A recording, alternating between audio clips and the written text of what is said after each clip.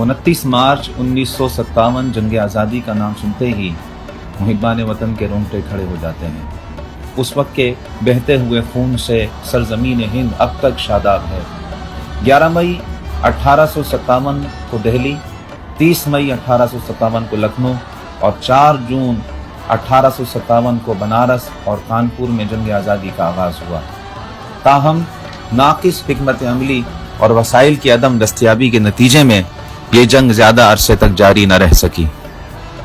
अंग्रेज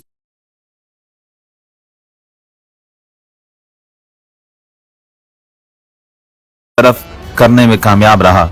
20 सितंबर 1857 को मलका बरतानिया के ऐलान ने हिंदुस्तान को ईस्ट इंडिया कंपनी के कब्जे से निकालकर रियासत बरतानिया के मातहत कर दिया।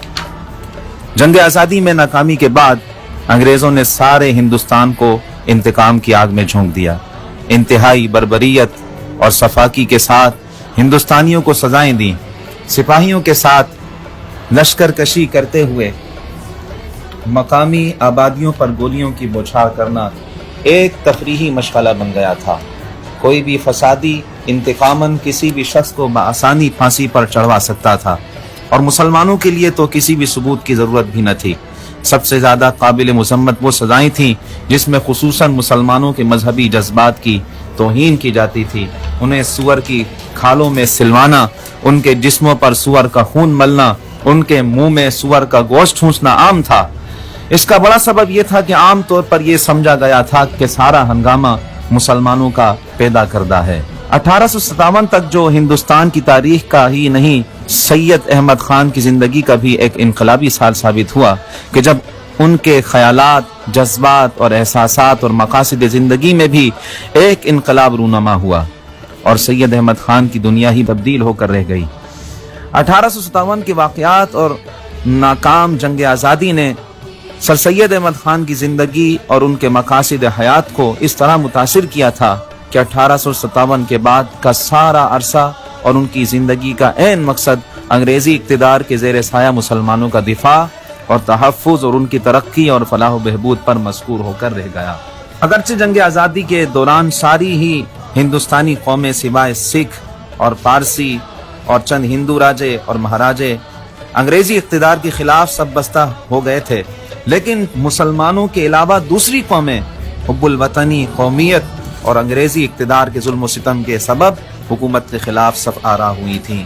लेकिन मुसलमानों का किरदार उनसे मुख्तलिफ था, क्योंकि ये जंग उनके लिए अंग्रेज़ों पर या मगरबी इस्तेमार के खिलाफ सिराजुद्दौला और टीपू सुल्तान की मुखालफत, जिद्दोजहद और शाह वलीउल्लाह की फ़िक्र से फैज़ याफ्ता उलमा के ज़ेर असल तश्कील पाने वाली तहरीक मुजाहिदीन की एक तसलसल में थी। और मुसलमानों के लिए जुलाई 1857 में जामा मस्जिद दिल्ली में तरतीब दिए जाने वाले फतवे के नतीजे में जो दिल्ली से शाया होने वाले सादिकुल अखबार में 26 जुलाई 1857 में छपा था, सुअर और गाय की चर्बी लगे कारतूस का तो महज बहाना था, जिन्हें इस्तेमाल से पहले मुंह में लेना और काटना जरूरी था, जो सुअर की चर्बी की वजह से मुसलमानों के लिए और गाय की चर्बी की वजह से हिंदुओं के लिए हराम अमल था। इस पाबंदी ने 100 साल की बेचैनी को जंग आज़ादी में डाल दिया। ये सारी सूरत हाल और मुसलमानों पर हुकूमत और हालात का ये जुल्म सैयद अहमद खान के सामने था। वो ये समझने पर मजबूर हो गए थे कि मुसलमानों की बका बहैसियत कौम अब मुश्किलात का शिकार है और वो दिन दूर नहीं जब हुकूमत का रवैया अगर यूं ही रहेगा तो मुसलमान अपना एतमाद और जिंदगी गुजारने का अपना हौसला खो बैठेंगे और उनका कौमी वजूद पारा पारा हो जाएगा। वो इंतहाई दर्दमंद और हसास दिल रखते थे, चुनाचे वो खामोश न बैठ सकते थे। जंग आज़ादी की तबाही के अरसे में वो ईस्ट इंडिया कंपनी की मुलाजमत में बिजनौर में तैनात थे। वहाँ उन्होंने मुसलमानों पर यह जुल्म सितम बचश्मे खुद देखा। वहाँ से जब उनका तबादला उनके मनसबी फराइज के सिलसिले में मुरादाबाद हुआ तो वहाँ उन्होंने उससे ज्यादा तबाही और बर्बादी देखी। वो एक जिम्मेदार मनसबदार थे, इसलिए अमली तौर पर मुसलमानों की बज़ाहिर कोई मदद न कर सकते थे, मगर वो चाहते थे कि किसी तरह अंग्रेजों के दिल में मौजूद तमाम हिंदुस्तानी मुसलमानों की जानिब से फैली बदगुमानियों को दूर किया जाए। हालात बहुत नाजुक थे, आज़ादी इजहार की मुतलक इजाज़त न थी हुकूमत ने मुसलमानों को बागी और अंग्रेजों का मुखालिफ तस्लीम कर लिया था। हिंदुस्तान पर इक़्तिदार उन्होंने मुसलमानों से छीना था, इसलिए वो उन्हीं को इक़्तिदार के दावेदार और अपना दुश्मन समझते थे।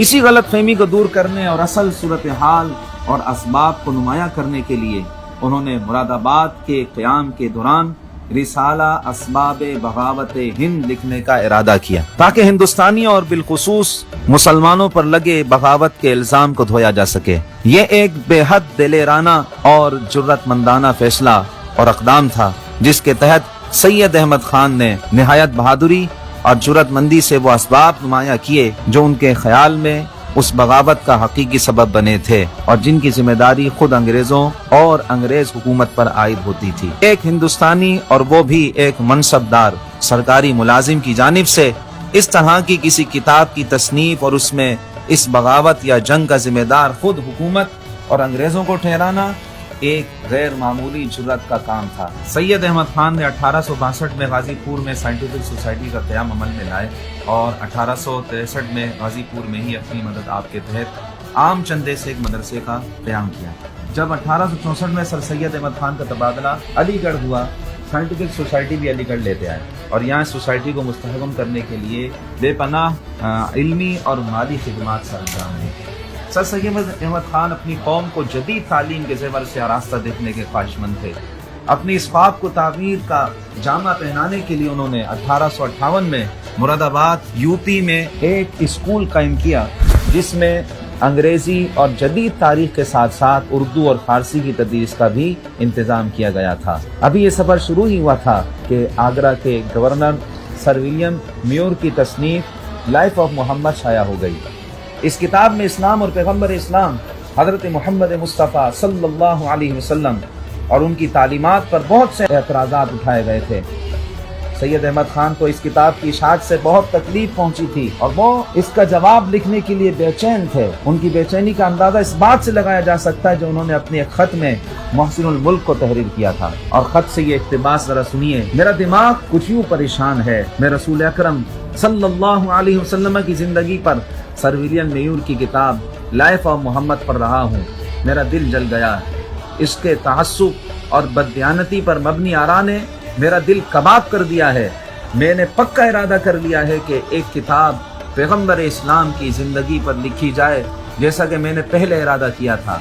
अगर इस कोशिश में मेरा सब कुछ खर्च हो जाए और मैं मुफलिस हो जाऊं तो भी कोई मुज़ायका नहीं, ताकि क़यामत के दिन में इस तरह पुकारा जाऊं कि उस फकीर अहमद को लाओ जो अपने नाना मोहम्मद सल्लल्लाहु अलैहि वसल्लम की खातिर फकीर होकर मरा।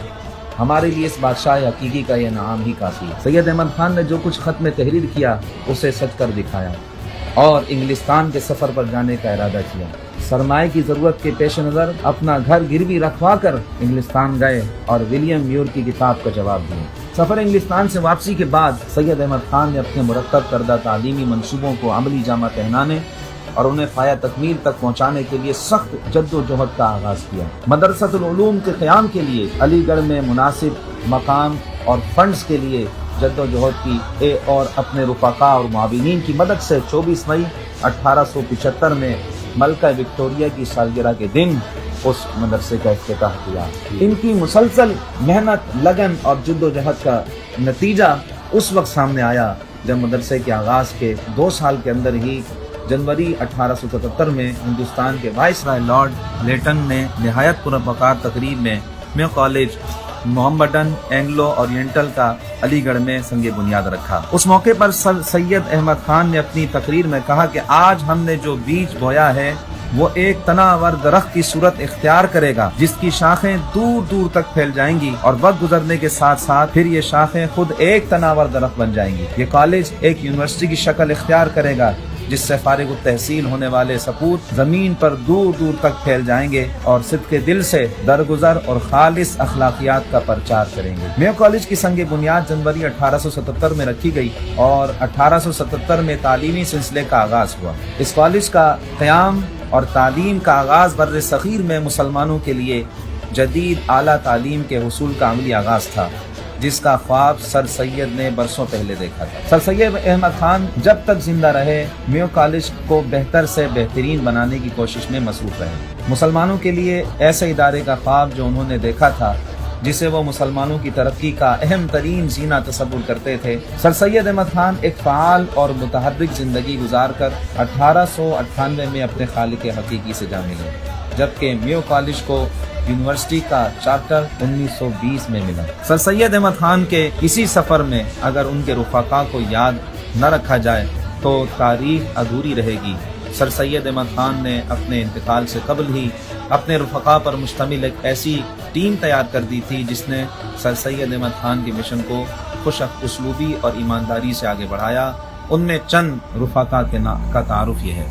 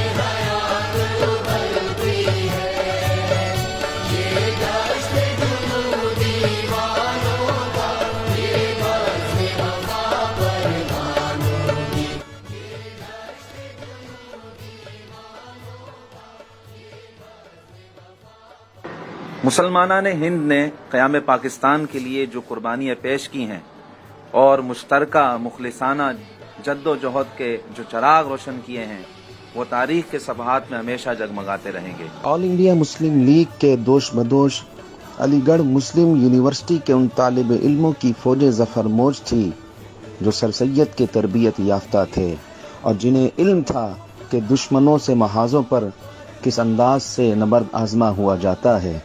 بر صغیر کے عام مسلمان یا آل انڈیا مسلم لیگ کے جوشیلے کارکن یا علی گڑھ مسلم یونیورسٹی کے ہاسٹلوں میں رہنے والے طلباء ہوں، سب کے دل مسلم قومیت کے اس تصور سے آشنا تھے جس کی تعلیم سر سید احمد خان نے اپنی تقریروں اور تحریروں کے ذریعے دی تھی۔ اس مارچ 1940 کو لاہور میں منعقدہ آل انڈیا مسلم لیگ کے سالانہ اجلاس میں ایک علیحدہ وطن کے قیام کی قرارداد نہ صرف پیش کی جا چکی تھی بلکہ اسے متفقہ طور پر منظور بھی کیا جا چکا تھا۔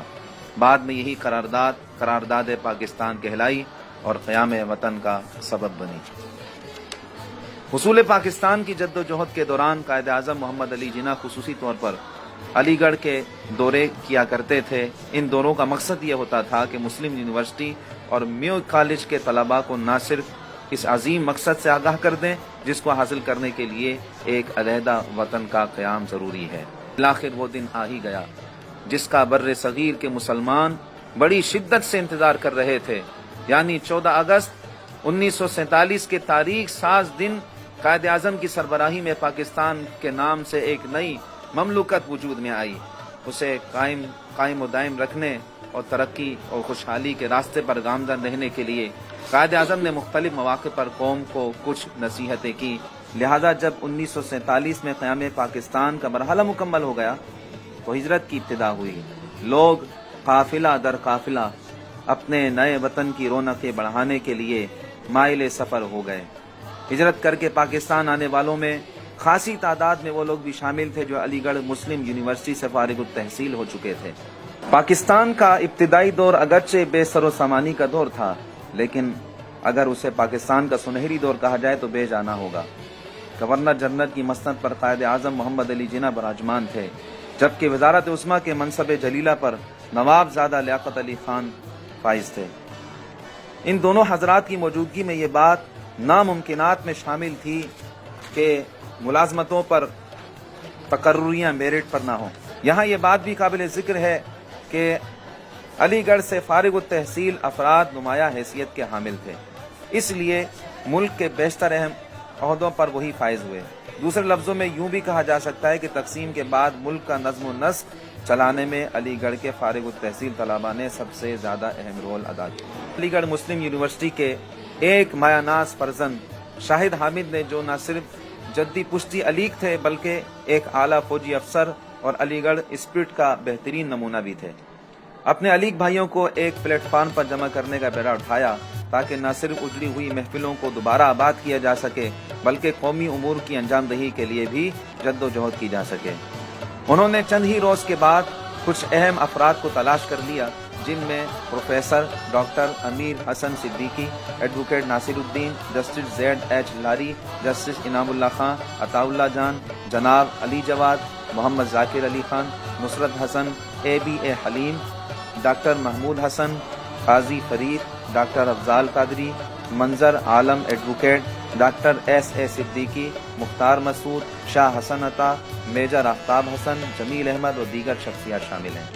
ये तमाम हजरात अलीगढ़ स्पिरिट का बेहतरीन नमूना थे। जब खासी तादाद में अलीगेरियन जमा हो गए तो सब ने मुत्तफिका तौर पर फैसला करके सोसाइटीज रजिस्ट्रेशन एक्ट 1860 के तहत अलीगढ़ मुस्लिम यूनिवर्सिटी ओल्ड बॉयज एसोसिएशन के नाम से रजिस्ट्रेशन के लिए दरख्वास्त दे दी। ये दरख्वास्त 21 मई 1948 को मंजूर हुई और उसके साथ ही एसोसिएशन के बाकायदा क़याम का ऐलान कर दिया गया। 30 मई 1948 को कराची में एसोसिएशन का पहला इजलास तलब किया गया, जिसमें तमाम अरकान ने मुत्तफिका तौर पर जनरल शाहिद हामिद को एसोसिएशन का पहला सदर मुंतखब किया। एसोसिएशन के क़याम को अभी कुछ अरसा ही गुजरा था कि उसके चंद फ़आल कारकुन तबादलों की ज़द में आ गए, जिसमें जनरल शाहिद हामिद भी शामिल थे, जिसकी वजह से एसोसिएशन की सरगर्मियां मांद पड़ गईं। इस मरहले पर अलीग बिरादरी के कुछ अरकान ने जुज़वी तौर पर एसोसिएशन की सरगर्मियों को बहाल रखने के लिए अलीगढ़ मुस्लिम यूनिवर्सिटी ओल्ड बॉयज एसोसिएशन के एडहॉक कमेटी कायम कर दी। 13 दिसंबर 1953 को एडहॉक कमेटी का इलाज SM 23 मार्च 1954 को एसोसिएशन के एक इजलास में एजाजी सेक्रेटरी के KM इसहाक ने इजलास को बताया कि अलीगढ़ ओल्ड बॉयज क्लब के मौजूदा कतः अराजी की प्लानिंग और डेवलपमेंट की स्कीम का काम मोहम्मद जाकिर अली खान के सुपुर्द किया गया है, जो मुस्लिम यूनिवर्सिटी के एक पुरजोश साबिक तालिब इल्म हैं और कराची म्यूनिसिपल कॉरपोरेशन में इंजीनियर के ओहदे पर मामूर हैं। 28 जुलाई 1959 को एसोसिएशन की मजलिस मुंतजिमा का इजलास एसोसिएशन के सदर जनाब अताउल्लाह जान की सदारत में मुनाकिद हुआ। इस इजलास में पहली मरतबा ये फैसला किया गया कि अलीगढ़ की तर्ज का एक तालीमी इदारा कायम किया जाए। 14 मई 1961 के दिन एसोसिएशन के मुनाकिदा इजलास आम में नए ओहदेदारों का इंतखाब अमल में आया। इस बार जस्टिस इनामुल्लाह खान सदर और मोहम्मद जाकिर अली खान एजाजी जनरल सेक्रेटरी मुंतखब हुए। मोहम्मद जाकिर अली खान के जनरल सेक्रेटरी मुंतखब होने के बाद न सिर्फ एसोसिएशन के इजलास पाबंदी के साथ मुनाकिद होने लगे, बल्कि नए लोग भी एसोसिएशन की जानिब मुतवज्जे होने लगे। 1962 के सालाना इंतखाबात में ख्वाजा अब्दुल वहीद सदर और मोहम्मद जाकिर अली खान जनरल सेक्रेटरी मुंतखब हुए। यहाँ ये बात काबिल जिक्र है कि अगले 20 बरस यानी 1962 से 1982 तक ख्वाजा अब्दुल वहीद ओहदा सदारत पर मुतवातर मुंतखब होते रहे, जबकि मोहम्मद जाकिर अली खान भी बहैसियत जनरल सेक्रेटरी उनका साथ निभाते रहे। इन 20 बरसों के दौरान एसोसिएशन की कारकर्दगी में गना कदर इजाफा हुआ। खुसूसन इस दौरान Aligarh educational society of Pakistan का क़याम, लांडी में अलीगढ़ एजुकेशनल सोसाइटी के लिए ज़मीन का उसूल, पब्लिक स्कूल प्रोजेक्ट के मंसूबे की तैयारी, کوآپریٹو ہاؤسنگ سوسائٹی کا قیام، پبلک اسکول پروجیکٹ کے منصوبے کی تیاری، کوآپریٹو ہاؤسنگ سوسائٹی کا قیام، KDA اسکیم 33 میں زمین کا حصول، ایجوکیشنل سوسائٹی کے لیے چندہ اور عطیات جمع کرنے کی مہم۔ خواجہ عبدالوحید اور محمد ذاکر علی خان ایسی شخصیات تھیں جنہیں علی برادری بڑی عزت و احترام کی نظر سے دیکھتی تھی۔ اس وقت ضلع احمد نظامی کے KDA کے ڈائریکٹر جنرل کے عہدے پر فائز تھے۔ ایسوسی ایشن کی مزید ترقی اور خوشحالی کے لیے خواجہ عبدالوحید نے کچھ سینئر ممبران سے مشورہ کر کے اس خواہش کا اظہار کیا کہ ZA نظامی سے مل کر ان سے درخواست کی جائے کہ وہ ایسوسی ایشن کے اہداف حاصل کرنے کے لیے اپنا بھرپور کردار ادا کریں۔ لہذا فروری 1982 میں متفقہ طور پر ایسوسی ایشن کی صدارت کا عہدہ ZA نظامی کے سپرد کر دیا گیا۔ ZA نظامی کہنے کو تو KDA کے ڈائریکٹر جنرل کے عہدے پر فائز تھے، مگر وہ ایک لائق و فائق انجینئر ہونے کے ساتھ ساتھ دور رس نگاہوں کے حامل بھی تھے۔ وہ اپنی مادر علمی سے ٹوٹ کر محبت کرتے تھے، اسی ناطے سے علی برادری بھی ان کو بے حد پیاری تھی۔ علی گڑھ مسلم یونیورسٹی اولڈ بوائز ایسوسی ایشن کے قیام کو 1984 میں تقریباً 36 سال ہو چکے تھے، چنانچہ اس پہلے مرحلے پر ایک ایسا تعلیمی ادارہ قائم کرنے کی تجویز زیر غور آئی جس میں علی گڑھ کی طرز پر نہ صرف سائنس اور ٹیکنالوجی کی تعلیم دی جا سکے بلکہ تربیت دینے کا اہتمام بھی ہو۔ اس منصوبے کی تکمیل کے لیے سب سے اہم اور پہلا کام ایک مناسب قطع زمین کا حصول تھا۔ اس ضمن میں ایسوسی ایشن کے صدر نے نمایاں خدمات انجام دی اور اپنی انتھک کوششوں سے ایک وسیع قطع زمین جو کہ 8 ایکڑ پر مشتمل تھا اور گلشن اقبال میں میجر عزیز بھٹی پارک کے بالمقابل واقع تھا، علی گڑھ اولڈ بوائز ایسوسی ایشن کی تعلیمی ضروریات کو پورا کرانے کے لیے الاٹ کر دیا تاکہ یہاں علی گڑھ انسٹیٹیوٹ آف ٹیکنالوجی AIT کا سنگ بنیاد رکھا جا سکے۔ اسی اجلاس میں یہ بات بھی طے ہوئی کہ ادارے کا نام علی گڑھ انسٹیٹیوٹ آف ٹیکنالوجی AIT رکھا جائے۔ اسی اجلاس میں ایسوسی ایشن کے جنرل سیکرٹری محمد ذاکر علی خان نے اپنی نو تصنیف کتاب قلم روح کی جملہ آمدنی ایسوسی ایشن کو عطا کرنے کا اعلان کیا تھا، جنہیں اراکین نے بے حد سراہا۔ اسی اجلاس میں عمارت کی تعمیر کے لیے عطیات جمع کرنے کی رفتار کو مایوس کن قرار دیا۔ مجلس منتظمہ کا 8 جون 1985 کو منعقد ہونے والا اجلاس بہت مبارک ثابت ہوا۔ اس اجلاس میں بریگیڈیئر قمر الاسلام نے ایک مخیر تاجر جناب یونس شاہ خان المعروف پیارے میاں کا ایک مراسلہ پیش کیا جس میں انہوں نے AIT کی الیکٹرانک ونگ کی تعمیر اور تکمیل کے لیے 80 لاکھ روپے کا عطیہ دینے کا اعلان کر دیا۔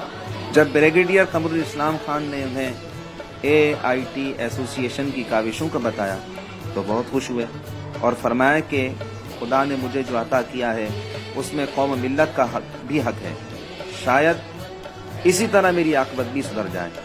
مجلس منتظمہ کے 14 دسمبر 1988 کے اجلاس میں بریگیڈیئر قمر الاسلام خان نے بتایا کہ الیکٹرانک ونگ کی تعمیر کے علاوہ بقیہ افتادہ زمین کو ناجائز قبضے سے محفوظ رکھنے کے لیے اس کے گرد 4 دیواری کی تعمیر کے لیے یونس شاہ خان صاحب سے گزارش کی گئی جو کہ معاہدے میں شامل نہیں تھی، لیکن فراخ دلی اور خلوص نیت کا ثبوت دیتے ہوئے انہوں نے اپنی رضامندی کا اظہار کر دیا۔ 16 مارچ 1989 کے دن منعقدہ اجلاس میں شرکاء کو بتایا گیا کہ AIT کی 4 منزلیں بشمول بیسمنٹ تکمیل کے آخری مراحل میں ہیں، جبکہ یونس شاہ خان کے حسب وعدہ پلاٹ کی 4 دیواری بھی تعبیر کرا دی ہے۔ 19 اگست 1989 کے دن منعقد ہونے والے اجلاس میں فیصلہ کیا گیا کہ جناب انعام الحق کو جو director technical education government of Sindh کے عہدے سے ریٹائر ہو رہے ہیں، ان کو AIT کا پہلا پرنسپل مقرر کر دیا جائے۔ 31 دسمبر 1989 میں ماہ اکتوبر میں الیکٹرانک کے داخلے مکمل ہونے پر تدریس کا باقاعدہ آغاز کر دیا گیا اور محمود خان پٹھان AIT کے موجودہ پرنسپل۔ کم و بیش 1.5 صدی قبل سر سید نے اپنے رفقائے کار سے یہ بات کہی تھی کہ میرے مرنے کے بعد اگر کوئی یہ محسوس کرے کہ میں نے تعلیمی ادارے میں کوئی قابل ذکر کردار ادا کیا ہے تو میرے نام پر تعلیمی ادارے کی بنیاد رکھی جا سکتی ہے۔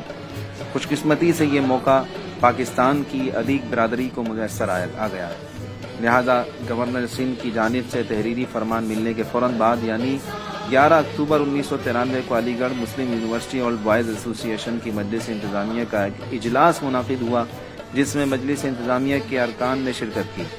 ضلع احمد نظامی نے یونیورسٹی کے سلسلے میں کیے گئے اقدامات سے آگاہ کیا۔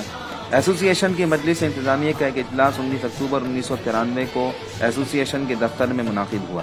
ایسوسی ایشن کے صدر نے یونیورسٹی کے متعلق ایک 11 نکاتی ایجنڈا پیش کیا، جس پر مجلس انتظامیہ کے تمام اراکین نے غور کیا۔ انہوں نے کہا کہ سر سید یونیورسٹی کا قیام 8 اکتوبر 1993 کو قانونی طور پر عمل میں آ گیا ہے اور یونیورسٹی کے نام کا کتبہ علی گڑھ انسٹیٹیوٹ کے تعمیر شدہ بلاک پر آویزہ کر دیا گیا۔ جو لوگ علی گڑھ مسلم یونیورسٹی اولڈ بوائز ایسوسی ایشن سے وابستہ تھے، وہ یہ چاہتے تھے کہ جلد از جلد ایک ایسے ادارے کی ڈاک بیل ڈالی جا سکے جو سر سید کے نام پر ہو، تاکہ ان کی اور ان کے بزرگوں کی دیرینہ خواہش پایا تکمیل تک پہنچ سکے۔ یہی وجہ ہے کہ پاکستان میں انہوں نے ایسوسی ایشن کے ذریعے پہلے اسکول اور بعد میں ٹیکنیکل انسٹیٹیوٹ کے قیام پر توجہ دی، تاکہ آگے چل کر وہ اس ہدف کو حاصل کر سکیں جسے انہوں نے سر سید یونیورسٹی کا نام دیا تھا، اور پھر اس کے ذریعے ایسے ہنرمند اور تعلیم یافتہ افراد تیار کیے جائیں جو نہ صرف آنے والے وقت میں ملک و قوم کو درپیش چیلنجز کا جمع مردی سے مقابلہ کر سکیں، بلکہ پاکستان کو دیگر ترقی یافتہ قوموں کے دوش بدوش شانہ بشانہ کھڑا کر سکیں۔ 20 دسمبر 1992 میں حکومت نے پرائیویٹ سیکٹر میں یونیورسٹیوں کے قیام کی اجازت دے دی۔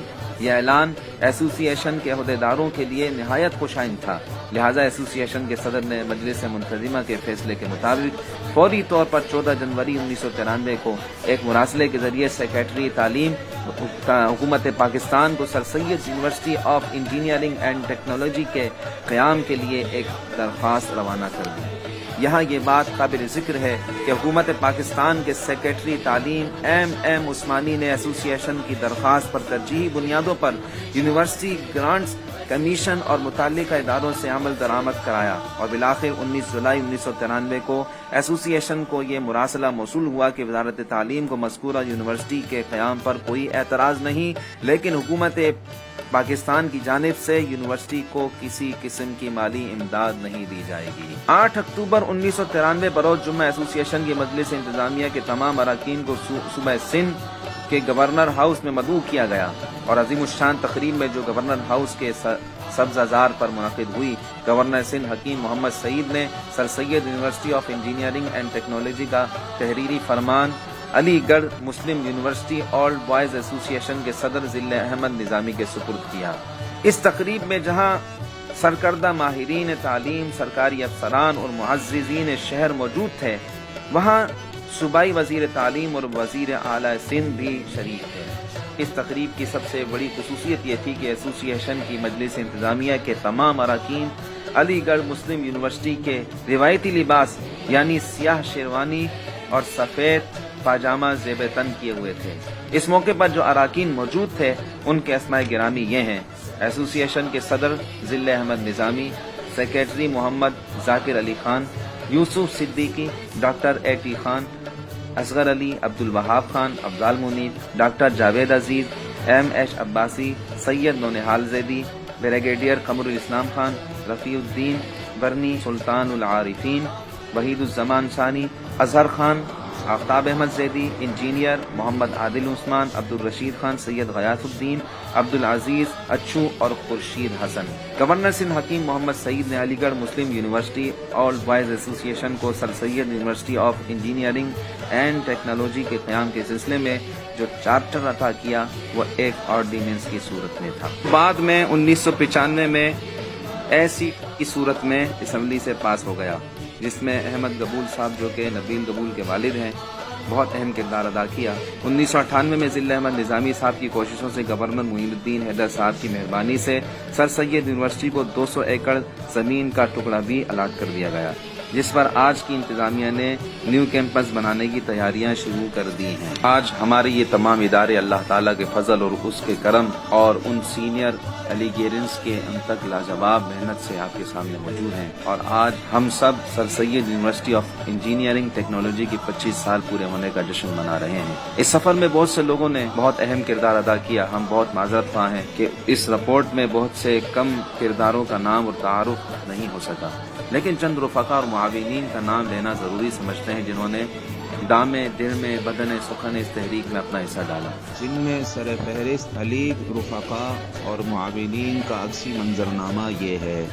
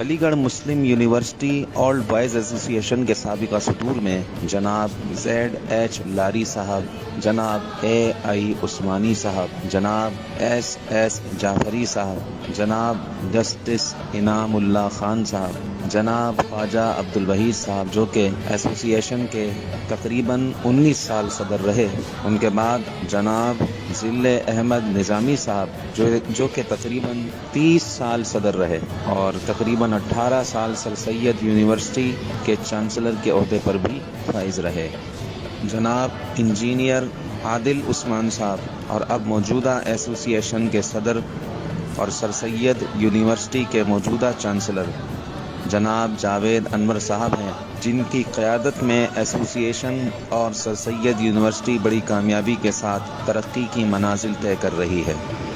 ایسوسی ایشن کے پہلے باقاعدہ جنرل سیکرٹری جناب کے ایم اسحاق صاحب، جناب علی جواد صاحب، جناب ایس این احمد صاحب، جناب محمد ذاکر علی خان صاحب جو کہ تقریباً 51 سال تک ایسوسی ایشن کے جنرل سیکرٹری رہے اور 2 مرتبہ سر سید یونیورسٹی کے وائس چانسلر بھی رہے۔ ان کے دور میں ایسوسی ایشن نے کافی ترقی کی اور ان کے بعد جناب مختار نقوی صاحب اور موجودہ جنرل سیکرٹری جناب انجینئر محمد ارشد خان صاحب ہیں، جو کہ ایسوسی ایشن اور علی گڑھ انسٹیٹیوٹ کے تمام معاملات کو نہایت خوش اسلوبی اور دیانتداری سے چلا رہے ہیں۔ Sir Syed university of engineering and technology کے پہلے وائس چانسلر جناب اے.ٹی. خان صاحب تھے اور موجودہ وائس چانسلر جناب ڈاکٹر ولی الدین صاحب ہیں۔ یہ علمی تحریک جو کہ 1857 کی جنگ آزادی سے شروع ہوئی، ہم اس تحریک کے کارکن کی حیثیت سے ان اداروں کی حفاظت بھی کریں گے اور ان کو سینٹر آف ایکسیلنس بنانے میں اپنا کردار ادا کرتے ہیں۔ بقول محمد ذاکر علی خان، ان اداروں کا نہ تو کوئی وارث ہے اور نہ ہی کوئی مالک، ہم سب اس کے امین ہیں۔ مجاز صاحب کے اس شعر پر اختتام کرتے ہیں: اس فرش سے اڑ اڑ کر ہم نے افلاک کے تارے توڑے ہیں، اس فرش سے اڑ اڑ کر ہم نے افلاک کے تارے توڑے ہیں، یہ ابر ہمیشہ برسا ہے، یہ ابر ہمیشہ برسے گا، ہر کوہ دمن پر برسا ہے، ہر کوہ دمن پر برسے گا۔